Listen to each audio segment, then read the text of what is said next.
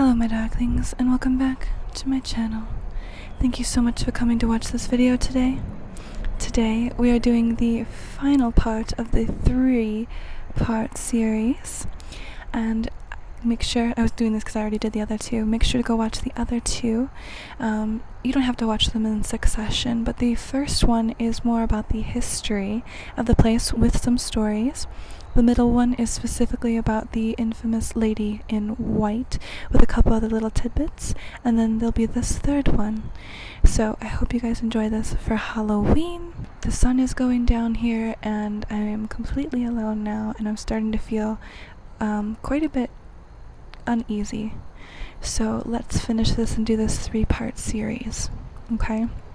So one of the biggest things here, and this was something that was happening a lot in the 60s, that people would come down here just to go to the cemetery or walk in the forest, and they would see a big black dog at the gate of the cemetery. And as they approach the gate, obviously very cautious of a big black dog that seems to have no owner whatsoever, the dog would just disappear. Completely, totally, and utterly disappear. There's no phenomenon explanation for this, and there's no known specific dog that was killed out here, buried out here, but there are several farms that were out here. As I said in the previous videos, there's still foundations of farms and houses that were out here. So probably was just someone's dog that they buried just normally in their own backyard. Or the other possibility is that it's the dog and their owner was buried in the cemetery, so the dog guards the cemetery to protect their owner. Another story. One day a man was walking into the cemetery. He started seeing some glowing lights, little balls of light that would flit in front of him and then disappear, or would be really far in the distance and disappear, or would be kind of small, then maybe get bigger, then smaller, and then again disappear. The same phenomenon has been recorded in several videos and several photos at Bachelor Grove Cemetery by normal people coming here, paranormal investigators, psychics, and these are what are known as, cannot talk, ghosts are making me all flutter, as orbs. These are known as orbs. Now these orbs are just the manifestation of energy in the form of light. And a lot of people say that orbs are ghosts and spirits, and that's just how they are appearing to the naked eye, or that they no longer have a human form, and they are just the form of a ball of energy, an orb. This has been recorded actually by several, so I'm sure there's photos and pictures that maybe I'll find one and put it in here, or you can look and see for yourself. Another man was coming to the cemetery. He was just walking around, and he went to the slough where I mentioned in the first part about the farmer and his horse and his plow and the accident that they had. And by that same slough, this man saw a 2-headed spirit. So a human looking person, being just like you and I, but with 2 completely separate heads on that same body. So not necessarily conjoined twins, just 2 heads. So the theory with this is that it either was a person that did have 2 heads, which I don't know of any lore of a man that lived in Illinois or around here that had 2 completely different heads, or it was a spirit that conjoined with another spirit, keeping the same body but 2 completely different heads. Which one do you think it is? Very interesting. Very interesting. So, Bachelor's Grove Cemetery is in Illinois, near Chicago. I already talked about some of the gangster activity that's been here. But besides that, there's been a lot of occult activity here. I spoke a little bit about that a lot of people were doing crude rituals, things like that, sloppy rituals they've been called as well, and just kids playing around here. So, there used to be a time when you could be at the cemetery in the dark, okay? Now, when you were in the cemetery in the dark, obviously things are very, very different here. Or people broke in and came into the cemetery in the dark. Now that I think about it, that was something that was happening a lot as well, and that's why they had to crack down on things. But there's been claims that you can hear in the distant forest wailing of a woman. So loud, so blood-curdling. Now there's a couple things that sound could be. Some people have said that it is just someone out there having fun, making noise.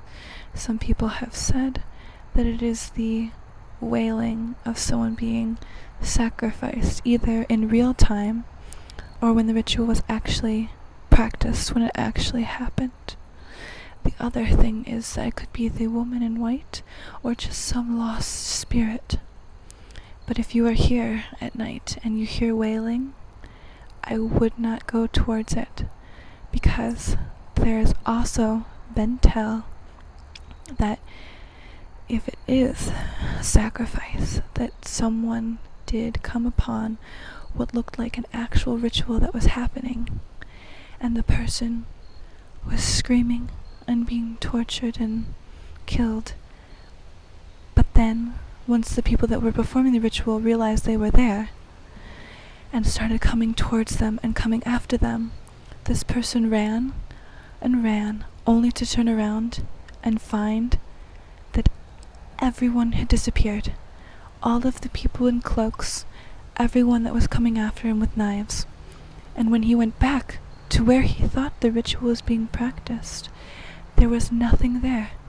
There was no longer the candles, there was no longer any people, there was nothing except small remnants of something that may have been, but years and years and years before.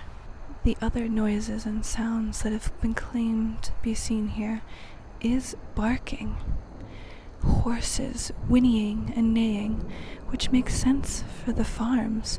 There would be several horses and other animals and livestock that would be here, would have died here, been buried here.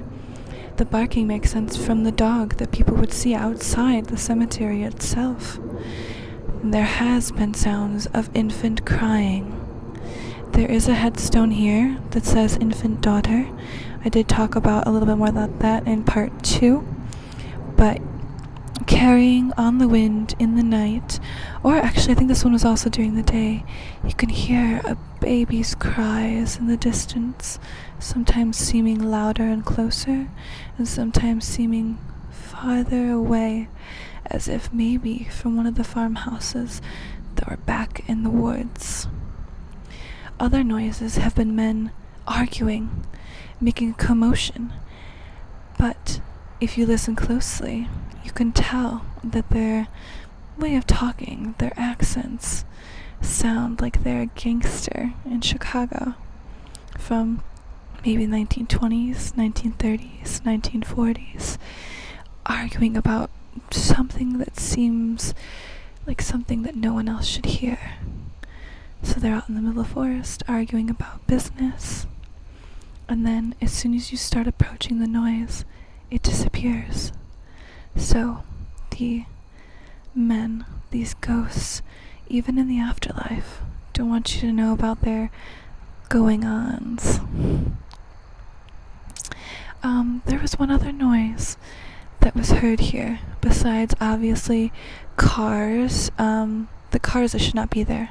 I did talk about cars in the I believe last video. It's one of the other parts. I talked about cars.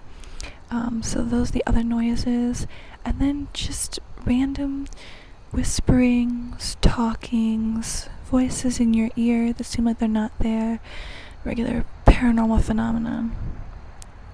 But that is about it, my sweet darklings. If you liked seeing this series, please let me know, because I'm thinking about doing some other ghost stuff for Halloween this month.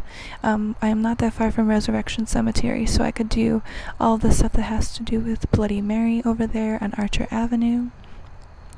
And the other thing I was going to say is, if you do like this stuff and you do ever visit Bachelor's Grove, just be careful, be on your guard, don't answer anyone that's not there, don't go looking for occult rituals, don't go into a farmhouse.